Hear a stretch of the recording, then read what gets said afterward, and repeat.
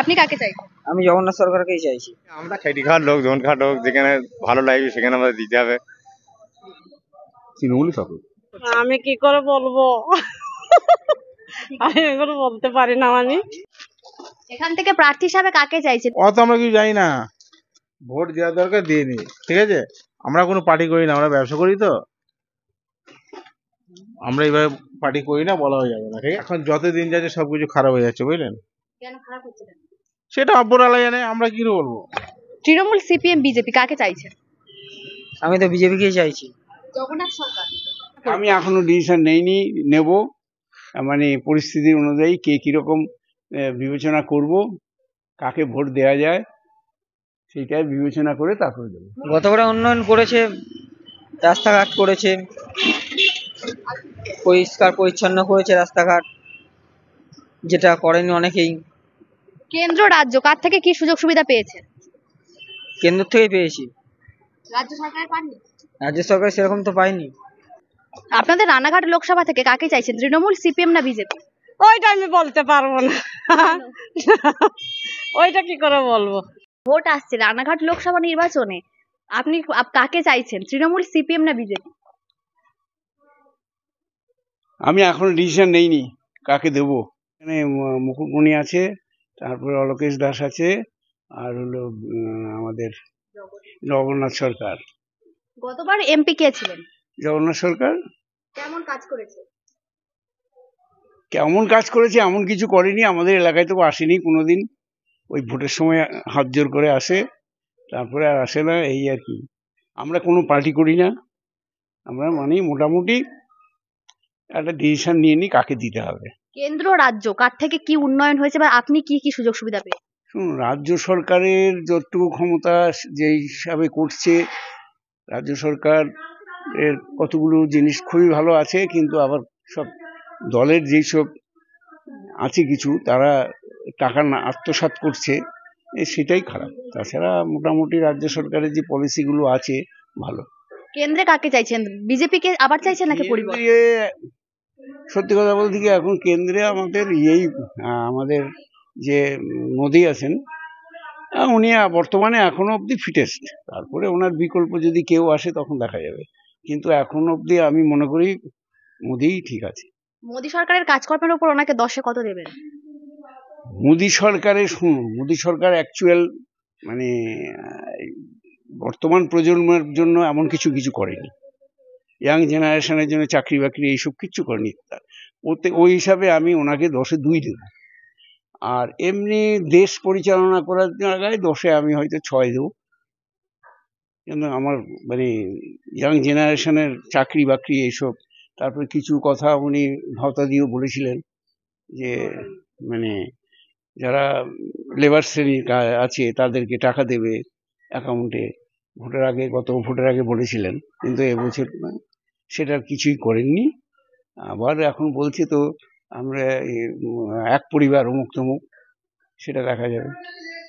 বর্তমানে অন্য কেউ সেরকম নেই, এই জোট ফোট তো এইসব টিকবে না। ভালো করতে হয়, বিবেচনা করতে হয় মোদি, কিন্তু যেটা বলছেন কাজ আমরা এমন কিছু পাইনি। যেসব কাজগুলো করেছে এগুলো আমাদের জনসাধারণের কোনো, ওই রাম মন্দির করা, এ করা, ও করা, এইসব তো মানে পাবলিকের কোনো উপকার হয়নি। দিদির উন্নয়ন না মোদির গ্যারান্টি? শুনুন, দিদি পার্টিকুলারলি মুখ্যমন্ত্রী অ্যাজ এ ম্যান হিসাবে দিদি ভালো, কিন্তু আমি মনে করি দিদির যে পার্টির যেসব লোকগুলো টাকা আত্মসাৎ করেছে অথবা টাকা পেলেই লুফে নেব, সেটা কিন্তু সেই দিক দিয়ে দিদি কিন্তু একটা খেয়াল করেনি অথবা কেয়ার করেননি যে তারা এইভাবে টাকাগুলো খেয়ে নিচ্ছে। সেটা যদি করতো তাহলে দিদি খুবই ভালো, কিন্তু সেটা করেননি। মোদির গ্যারান্টি আমি এখন বিশ্বাস করিনি। ও ওরকম ভোটের আগে অনেক কিছু বলে, তারপরে এই ভোট হয়ে যাবে, গদিতে বসে যাবে, তারপরে আর কোনো কিছু থাকবে না। এটাই হলো মোদির গ্যারান্টি আমি মনে করি। অনেক রাজনীতিক নেতারা সবাই সব কিছু বলে, 20% কাজ করে না, 80% ফলস হয়ে যায়।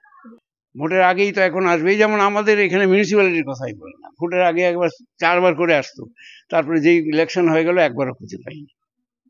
এরকমই অবস্থা। এখন আসবে আমাদের পায়ে ধরতে গেলে পায়ে ধরবে, আর তারপরে বললে পাঁচটায় মুখ ফিরে তাকাবে না। জগন্নাথ সরকার এরকম করেছে আপনাদের সাথে? জগন্নাথ সরকার তো আমি দেখেই নি। জগন্নাথ সরকারের কাছে আমার তেমন প্রয়োজনও হয়নি। আর তাছাড়া উনি এমন কিছু করেন উনি, ওই এখন ভোট আসছে, আবার আসবে। ধরছেন রানাঘাট লোকসভায় উন্নয়ন বলতে এমপির যে উন্নয়ন ল্যাডের পয়সা, সেটা তো আর রাস্তাঘাটে বা আলো লাগিয়ে হয় না। সেটা সার্বিক উন্নয়ন অনেক দিক থেকে হয়, রেলের দিক থেকে হয়, কিংবা রাস্তাঘাটের দিক থেকে হয়, কিংবা কোনো ছোট ব্রিজ বা এগুলো থেকেই হয়। ঠিক আছে, তো এটা আপনি পৌরসভার উন্নয়নের মতো তো বুঝতে পারবেন না যে কি উন্নয়ন হয়েছে না হয়েছে। ঠিক আছে, হয়েছে, অনেক কিছুই হয়েছে আমাদের। রেলের দিক থেকে অনেক কিছু উন্নয়ন হয়েছে এমপি ল্যাডের পয়সাতেই আশা করি হয়েছে। ঠিক আছে, এই হচ্ছে ব্যাপার। এখান থেকে কাকে চাইছেন, তৃণমূল, সিপিএম না বিজেপি? এইখান থেকে যে দেশের উন্নতি করবে তাকেই চাইবো, জগন্নাথ সরকারকেই চাইছে। জগন্নাথ সরকারকে কেন চাইছে?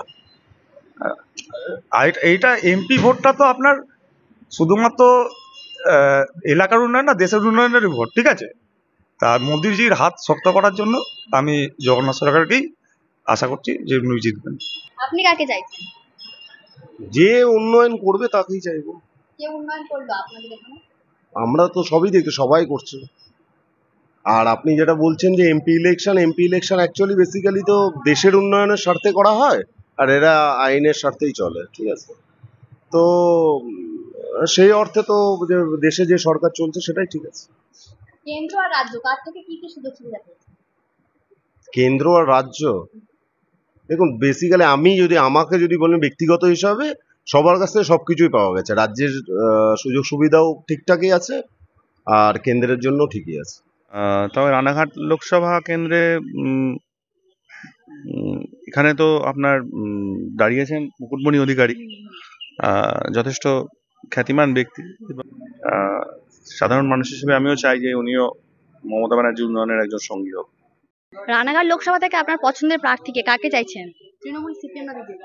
আমি কোনো পার্টি করি না, কোনো খেটে খাই, যেমন খাটা লোক আমরা। ঠিক আছে, না তাহলে ভোট তো একজনকে দিতেই হবে, কাকে দেবেন? এইটাকে ভোট আসুক তখন দেখা যায়। এসেই গেছে, কাকে চাইছেন বলুন? এখন সিদ্ধান্ত হয়নি, আমরা খেটে খাওয়ার লোক, জন খাটো, যেখানে ভালো লাগবে সেখানে আমাদের দিতে হবে।